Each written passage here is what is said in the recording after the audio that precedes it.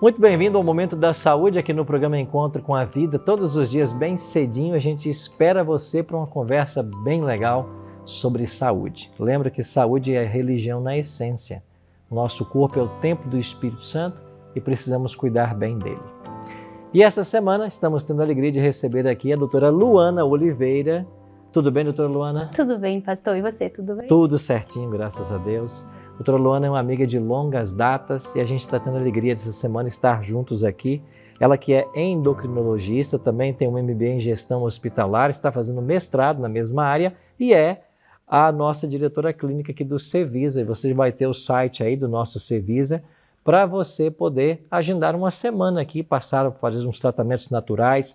A gente já aprendeu aqui que o Cevisa é o maior centro de hidroterapia da América Latina, né? Exatamente. É isso mesmo? Com mais de 30 tratamentos hidroterápicos, algo extraordinário. Inclusive, a nossa produção experimentou hoje algum desses tratamentos, por isso que eles estão todos zens ali atrás das câmeras, viu? Mas então, você pode fazer o seu contato através do nosso site ou através do nosso telefone. Doutora Luana, ontem começamos um pouquinho sobre diabetes tipo 2. Você falou que existem alguns tipos, mencionou mais 3 tipos e um deles foi o tipo 1. Isso. O tipo 1, o que é diabetes tipo 1? Qual é a diferença do 1 para o 2? Vamos lá. A diabetes tipo 1, ela é conhecida como uma diabetes autoimune. Você pode estar se perguntando, o que é uma diabetes autoimune? Então, a diabetes autoimune, como qualquer doença autoimune, é quando as células do nosso corpo, elas reconhecem como algo estranho um órgão do nosso corpo. Vamos tentar explicar melhor. Então, a gente tem o nosso pâncreas, que ele produz insulina. E o que acontece? Os anticorpos, que são nossas células de defesa, eles vão e reconhecem o pâncreas como um órgão estranho. Então, aí o que eles fazem? Eles pegam e vão destruir o pâncreas, porque é como se fosse um invasor para o nosso corpo. Então, a diabetes tipo 1 se caracteriza pela destruição do pâncreas pelas nossas próprias células de defesa. Por isso é considerada uma doença autoimune. Ao contrário da tipo 2, que tem a ver com o estilo de vida, eu gosto de brincar com meus pacientes que é um defeito de fábrica. A gente já nasce... O tipo 1 é um defeito de fábrica. É um defeito de fábrica. Você já nasce com essa doença autoimune, que ela pode, sim, ela tem um período que ela é desencadeada, geralmente por algum fator estressante, ou às vezes não, simplesmente chegou o período em que esse pâncreas ele foi completamente destruído, e aí começam as manifestações da diabetes tipo 1. Quer dizer, então, que desde o nascimento já está lá o problema, Exatamente. O defeito de fábrica. E ele pode surgir em algum momento, então, da vida da criança. Isso. Não tem como evitar isso, então? Não, o que a gente pode fazer é postergar quando ela vai se iniciar. Geralmente, a diabetes tipo 1, ela tem um início quando se é criança ou adolescente. Mais tardiamente aí 18, 19 anos, mas geralmente o pico aí a gente tem entre 3 e 7 anos. Então, às vezes a gente consegue retardar o aparecimento da diabetes. Na medicina, a gente nunca fala nunca e sempre, são 2 palavras que não existem. Okay. Então, assim, pode ser que em algum momento a gente descubra como não se manifestar. Mas hoje ela vai se manifestar em algum momento da vida, esse defeito de fábrica que você já nasceu, e geralmente essa incidência aí é aí no final da primeira infância que a gente tem o começo das manifestações dos sintomas. Como que ela se manifesta? É semelhante a tipo 2? Tem uma semelhança ou não? Ela tem, mas não tem. Exemplo assim, geralmente a criança ela é muito difícil de fazer o diagnóstico. Geralmente a criança ela come muito, ela emagrece e a gente associa assim, não, fase de crescimento, ela tá brincando. E a mãe e o pai, eles não notam que ela tá perdendo peso e tá comendo muito. E sim, também tem como a diabetes tipo 2, que a gente comentou ontem, ela faz muito xixi também.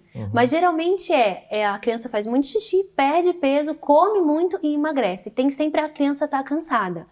O adolescente, geralmente, esses sintomas eles passam mais despercebidos ainda.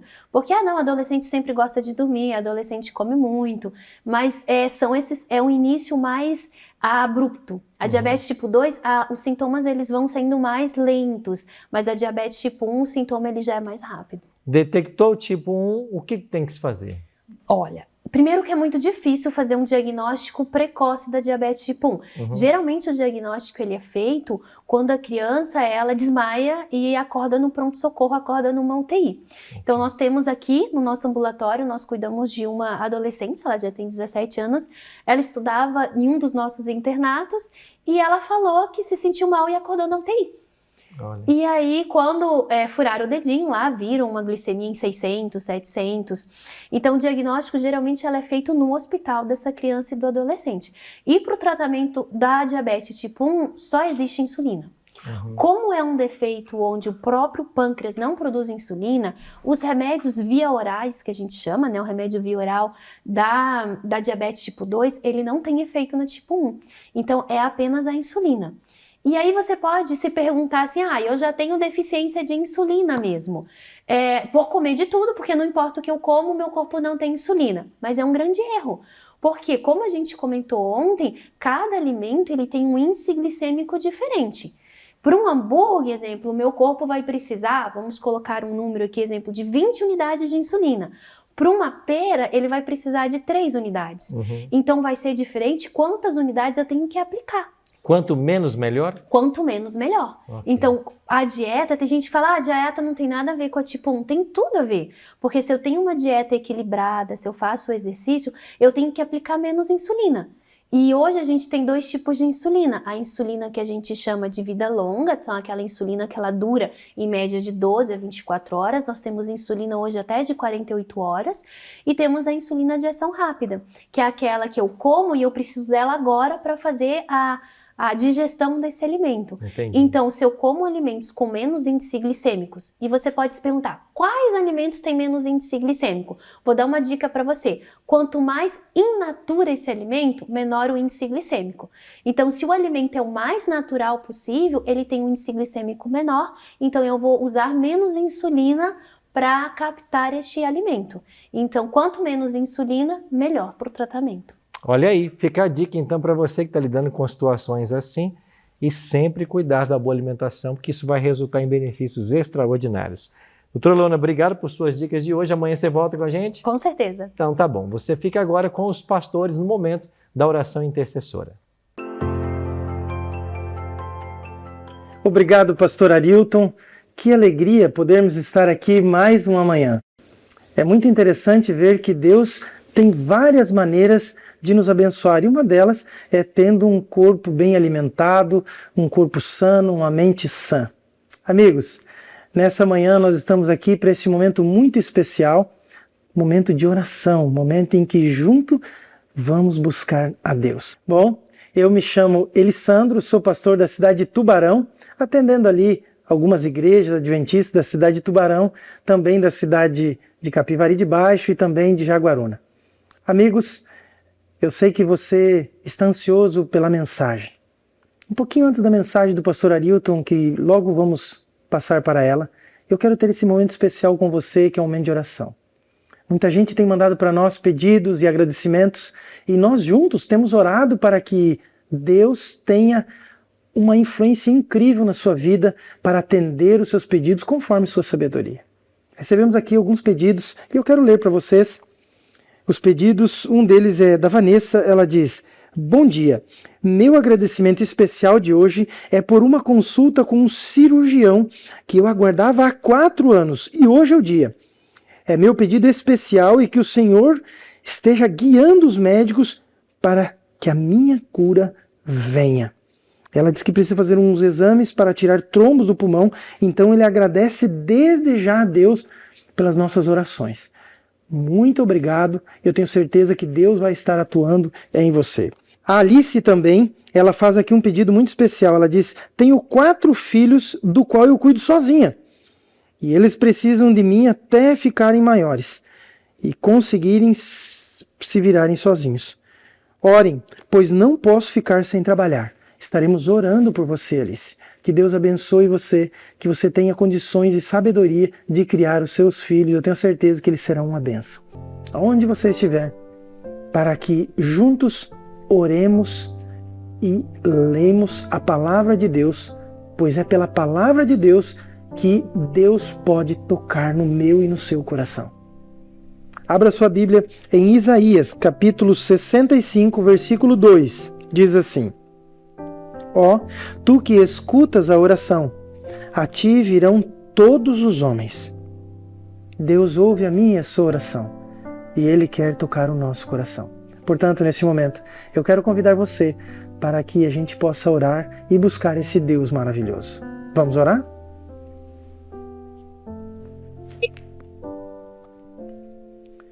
Senhor nosso Deus, através desse programa, o Senhor tem atuado em muitos corações, seja aqui através do SBT, seja aqui através do YouTube, seja através das redes sociais, ou depois as pessoas assistindo os programas, o Senhor tem atuado. Nós temos visto muitas pessoas entregando o seu coração a Ti. Continue nos abençoando, guiando as pessoas, continue trazendo paz ao coração destas pessoas. É o que nós imploramos e pedimos, em nome de Jesus. Amém. Chegou agora o momento de juntos estudarmos a Bíblia. Estamos numa série muito especial sobre o maravilhoso Jesus. Olhando para as páginas da Bíblia, queremos entender mais sobre Cristo e sua missão.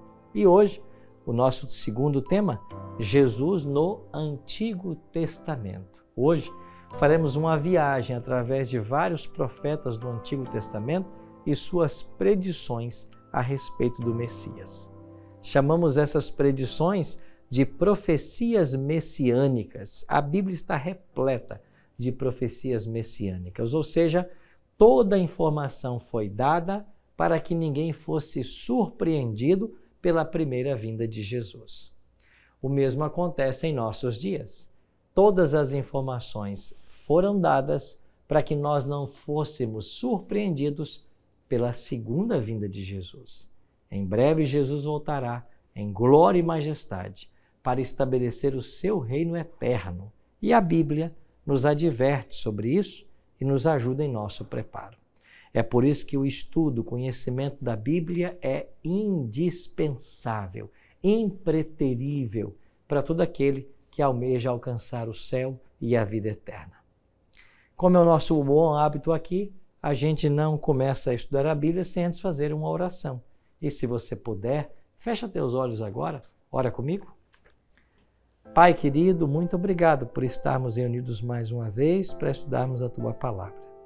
Queremos suplicar que o Teu bom e santo Espírito esteja ao lado de todos nós e que nós possamos compreender um pouquinho mais a respeito da Tua vontade para a nossa vida. Quero orar por esse amigo, por essa amiga que tirou esse tempo agora para juntos refletirmos na Tua Palavra. Que o Senhor nos ajude e que nós entendamos a Tua vontade para a nossa vida. Oramos em nome de Jesus. Amém. Pois bem, minha Bíblia já está aqui e hoje vamos olhar para o Antigo Testamento, para profecias messiânicas. Na realidade, nós vimos ontem, Gênesis 3,15, ali aparece a primeira promessa do Evangelho, quando Deus diz para Eva e para a serpente que Ele colocaria inimizade entre as duas. Gênesis 3,15 ensina que um dia o descendente da mulher esmagaria a cabeça da serpente. Esse é Cristo, o Messias prometido. Adão e seus descendentes almejavam a vinda de Jesus. É por isso que ele é conhecido em Gênesis 3,15 como a semente da mulher. Já em Gênesis 49:10, ele é conhecido como Siló, porque Siló, ou Shiló, foi a primeira capital do povo de Deus. Uma cidade que recebeu o povo de Deus. De Siló ele viria também. Isaías 7,14, ele é retratado como Emanuel, que quer dizer Deus conosco. Para o profeta Jeremias, no capítulo 23, verso 5, Jesus seria o renovo justo. Para Daniel, o príncipe e ungido. E para Oséias, o Deus dos exércitos. Então, vários simbolismos de como o Messias seria conhecido. Agora, a principal pregação, o principal método que Deus usou para alertar o povo a respeito da vinda do Messias tinha a ver com o sacrifício de animais. Então, todos os animais que eram sacrificados, tanto no santuário terrestre, quanto pelos patriarcas, antes que houvesse santuário, como no caso de Abraão, eles apontavam para o Redentor vindouro. Quando você lê a sua Bíblia e você aprende que Abraão, em cada lugar que ele passava, ele erigia ali um altar e sacrificava nesse altar, Abraão tinha a esperança de que esse animal que morria ali no altar, ele apontava para o Messias que um dia viria para dar sua vida por todos nós.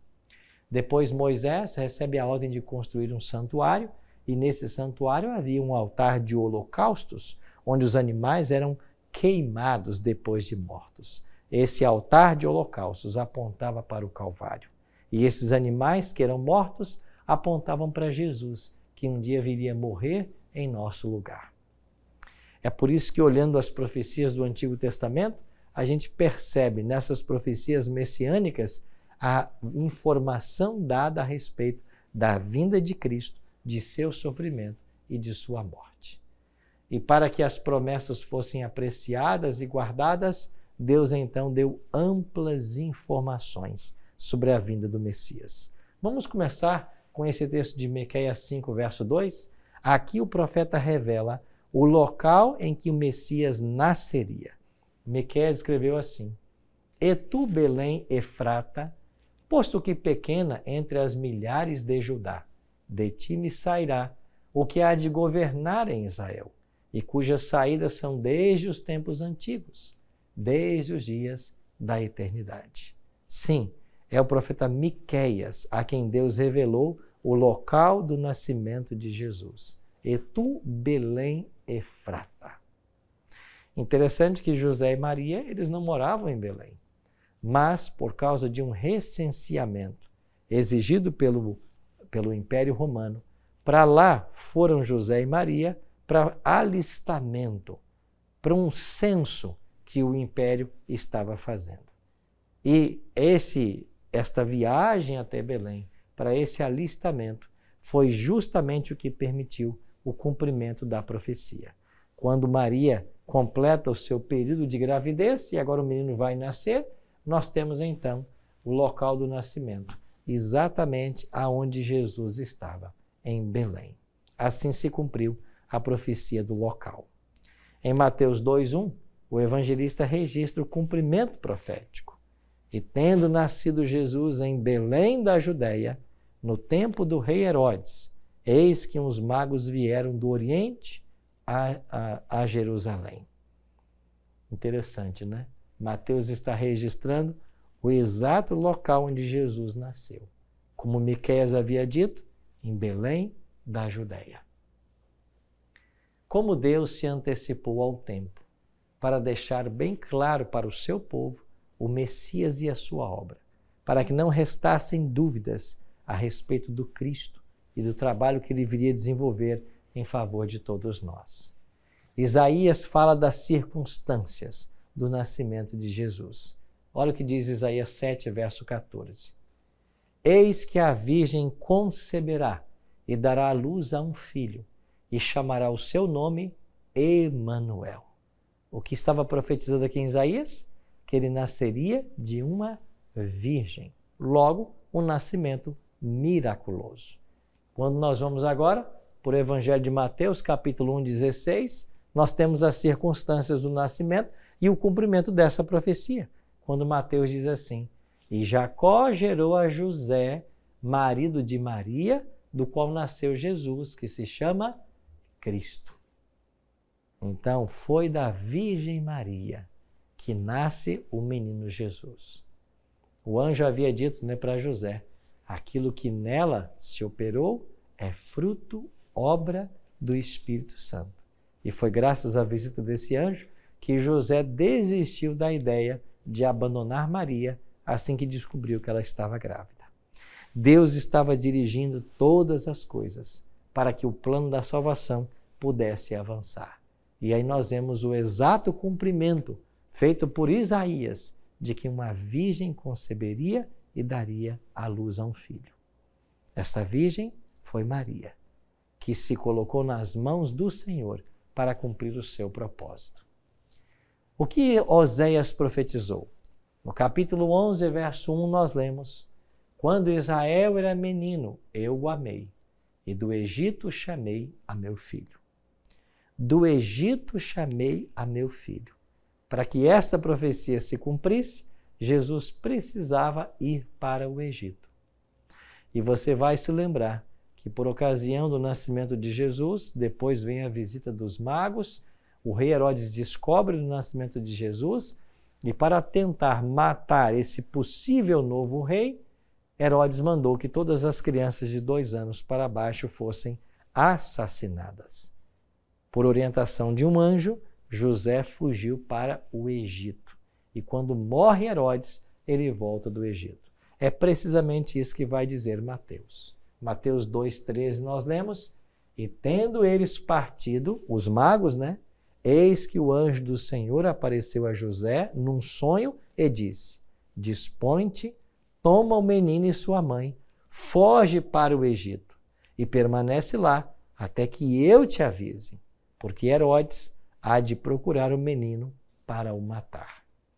E José, obediente à revelação do anjo, foge para o Egito. E quando Herodes morre, Jesus volta do Egito e se cumprem as palavras de Oséias: do Egito chamei meu filho. Você percebe cada detalhe da profecia? Como Deus está conduzindo os eventos em torno de Cristo, da sua vida, do seu ministério, para que tudo se cumpra perfeitamente? Olha o que profetizou Jeremias. Assim diz o Senhor: uma voz se ouviu em Ramá, lamentação, choro amargo.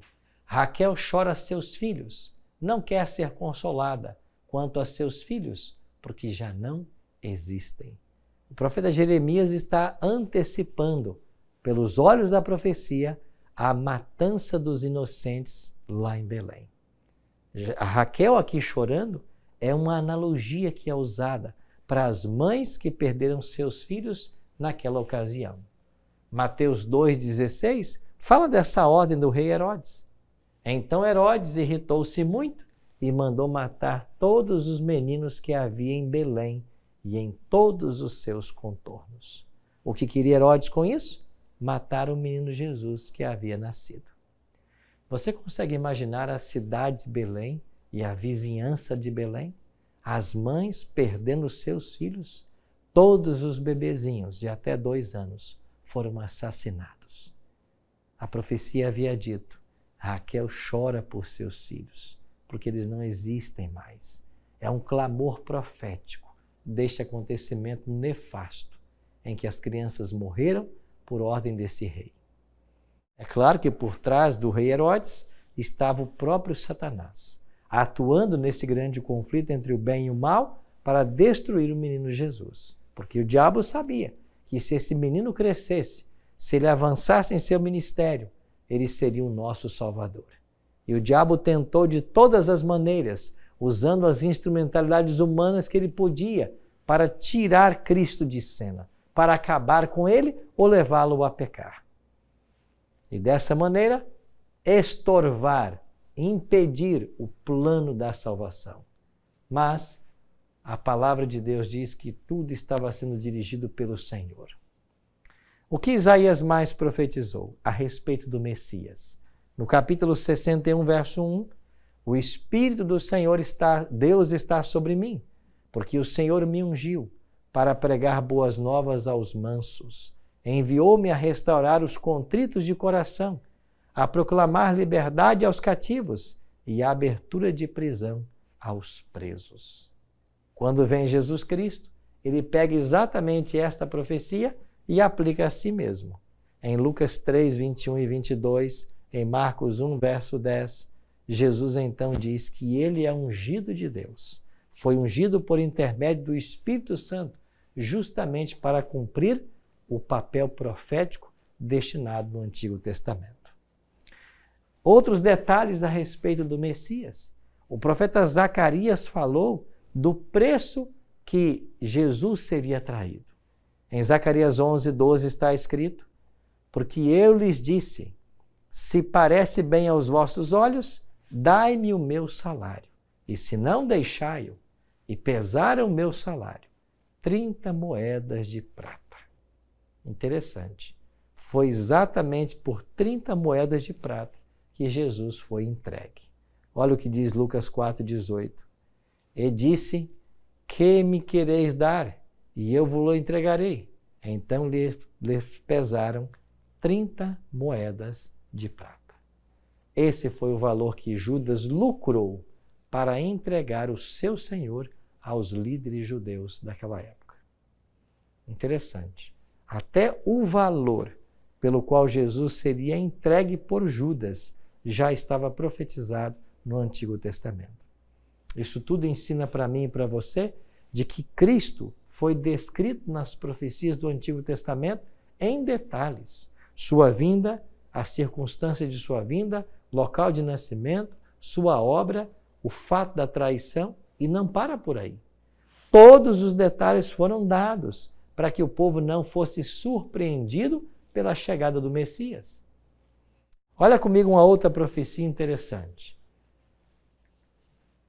Isaías 53, verso 7, apresenta agora os detalhes da morte de Jesus. Isaías escreveu assim: Ele foi oprimido e humilhado, mas não abriu a sua boca.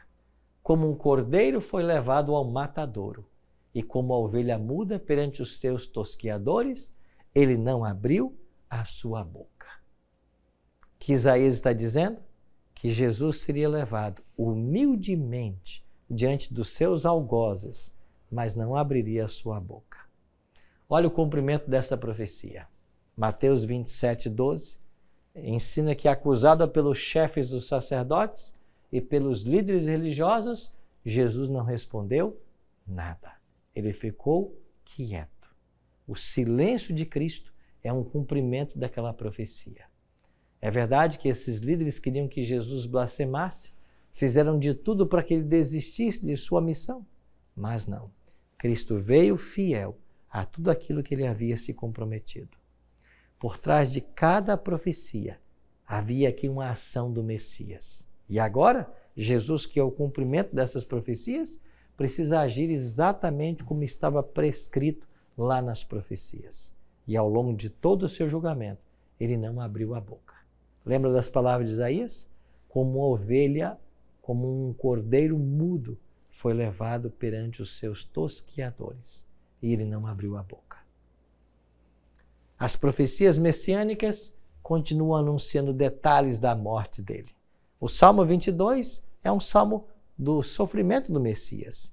E ele traz detalhes da crucifixão escritos por Davi, séculos antes do nascimento de Jesus. Davi escreveu assim: meu Deus, por que me abandonaste?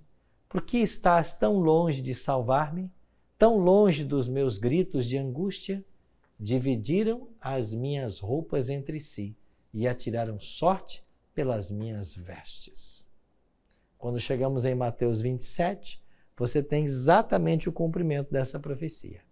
Depois de o crucificarem, disse Mateus, dividiram as roupas dele, tirando sortes.